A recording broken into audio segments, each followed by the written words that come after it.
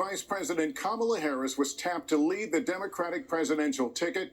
Tonight, she makes what could be the most important address of her truncated campaign, offering a closing argument to voters, laying out why Americans should put their faith in her and not in Donald Trump. The vice president delivers her message with 1 week until the election at the Ellipse in Washington, framed by the White House in the background and by history before her. From the spot where Donald Trump called on supporters to head to the Capitol on January 6, 2021. Former President Trump back in Pennsylvania tonight, offering what amounts to a prebuttal to Harris's message, while facing new fallout over crude and racist jokes uttered by a comedian at a rally in his name over the weekend. Mr. Trump today calling that rally a love fest. Peter Alexander is in Washington to start us off tonight. Tonight, her closing argument. Vice President Harris in the midst of a dead heat race, delivering a major speech with the White House as her backdrop. Harris tonight calling on Americans to turn the page on what she calls the Trump era of chaos and division.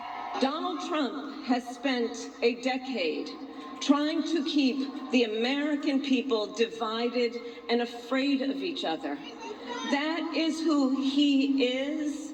But America, I am here tonight to say that is not who we are. That is not who we are. After weeks of sharpening her attacks on former President Trump, including highlighting critical comments from his longest-serving chief of staff. Do you think Donald Trump is a fascist? Yes, I do.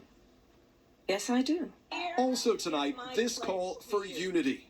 I pledge to seek common ground and common sense solutions to make your life better. I am not looking to score political points. I am looking to make progress. She spoke from the Ellipse, the same spot where then President Trump on January 6th urged his supporters to march to the Capitol. Because you'll never take back our country with weakness. More than 170 officers were assaulted in the violence that followed. Her target audience, 18% of registered voters who say they're still persuadable, according to the latest CNBC poll. Still, Harris faces a challenge. She's the incumbent VP with 75% of Americans saying they're dissatisfied with the direction of the country. And most polls show Americans trust Trump more than Harris to handle the economy and immigration. And when I am president, we will quickly remove those who arrive here unlawfully, prosecute the cartels, and give Border Patrol the support they so desperately need. Peter, this is Vice President Harris's closing argument tonight, but it's also the kickoff of the final stretch for her campaign. Lester, Vice President Harris is hoping to capitalize from the energy and enthusiasm at this event with a frenetic 48 hours, hitting 5 of the 7 key battleground states, including a stop this week in Las Vegas with superstar Jennifer Lopez. Lester. Peter Alexander starting us off tonight. Thanks.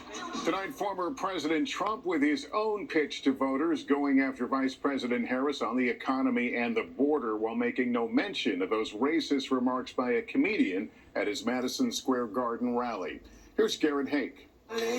Tonight, former President Trump back in battleground Pennsylvania. We have 6 days to go, Joe. We got to win. After making his own pitch to voters ahead of Vice President Harris's closing argument tonight, Trump vowing he'll deliver change on immigration. Kamala Harris has obliterated our borders. And the economy. Millions of Americans are lying awake at night worried about how they'll pay their bills because Kamala wrecked their family finances. But also facing new fallout after his Madison Square Garden rally and bipartisan backlash over a comedian's racist remarks, including this about Puerto Rico. There's literally a floating island of garbage in the middle of the ocean right now. Yeah, I think it's called Puerto Rico. Okay, all right. Okay, we're getting there. The comments slammed by Republicans, Democrats, and Puerto Rican music superstar and Harris supporter Bad Bunny. The Trump campaign has distanced itself from the remarks, but Trump has not, making no mention of the controversy while praising the event today. The love in that room, it was breathtaking. It was like a love fest. an absolute love fest, and it was my honor to be involved. But could the controversy cost Trump in a place like Allentown, Pennsylvania, where he's holding a rally tonight? Latinos are a majority of the population here. Today we met Trump supporter Felipe Rosario. I voted for Trump last time. I'm going to do it again. The economy sucks at this point. We asked his reaction to the comedian's comments. Does that blow back on Trump in your mind? No, I don't. That doesn't affect me at all. I don't agree with that guy. That's not what Trump is not a racist like everybody says he is. We also met Enid Santiago. The fact that somebody thought that it was funny to say that an island that has been beat down is garbage, it was hurtful. She is Puerto Rican and a Harris supporter. The anger. I had about 17 messages in a matter of an hour of, did you see what just happened? Did you see what they called your island? Trump supporter Senator Marco Rubio has said he, quote, understood why some people were offended by the comedian. He's appearing with Trump tonight. Madison Square Garden Sunday night, was that event a missed opportunity to be more clear about his message? No, I think he gave a great message. Look, some guy said some stupid joke, an insult comic, and probably not the right guy to invite to speak. And Garrett, former President Trump not mentioning the controversy today, but his campaign is clearly thinking about it. It seems that way, Lester. The Trump campaign putting out 3 Puerto Rican Trump supporters tonight, all to argue that Mr. Trump is the better choice for their community. Meanwhile, the former president set to rally tomorrow night in Green Bay with Packers legend Brett Favre. Lester? Okay, Garrett, hey, thank you. We want to turn now to a terrifying standoff today in a busy part of Atlanta.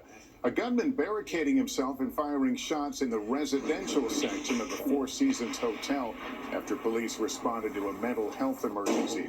A shelter-in-place order was issued after at least one shot was fired from the balcony. The SWAT team ultimately breached the apartment and arrested him. The suspect and an officer were taken to the hospital with injuries.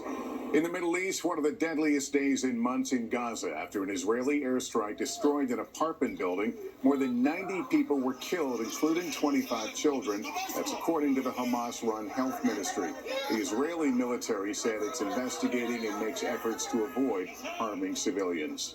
We're watching severe weather expected to hit the middle part of the country, while here in the Northeast, it has been days and days with little rain. Al Roker is here. How severe is this drought we're looking at? Well, Lester, we normally see October as the driest month of the year, but this has been exceptional. In fact, New York City just ended its streak at 29 days. But look at this, driest October on record from New York City, Jackson, Mississippi, Fort Smith, all the way down to San Angelo, Houston, Texas, and Lake Charles. Record warmth tomorrow. We're looking at highs getting up to records in Green Bay, Burlington, Rochester, Elkins, and Paducah. Plus, we're looking at a severe storm making its way to the east tomorrow. This system will advance out of the Rockies, bring severe storms tomorrow stretching from Kansas City all the way down to Dallas. This area in red most likely will see the greatest tornado risk tomorrow. Lester? Okay, Al, thanks very much. Sad news tonight from Hollywood. Terry Garr, the Oscar-nominated actress